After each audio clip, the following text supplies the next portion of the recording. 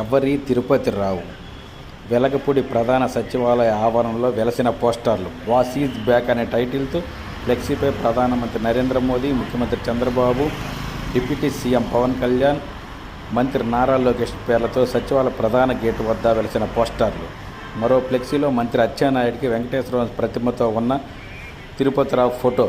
సచివాలయంలోని revenue విభాగంలో section ఆఫీసర్గా పనిచేస్తున్న తిరుపతిరావు కూటమి ప్రభుత్వంపై ఈ అధికారికి ఎంత ప్రేమ ఉందో అని సచివాలయంలో పనిచేసే ఉద్యోగులలో తీవ్రమైన చర్చ.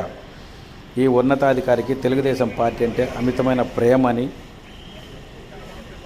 ఈ 2024 ఎన్నికల్లో కూడా ప్రభుత్వ ఉద్యోగులు కూటమి వైపు ఓట్లు వేయడంలో కీలక పాత్ర వహించిన వైనం.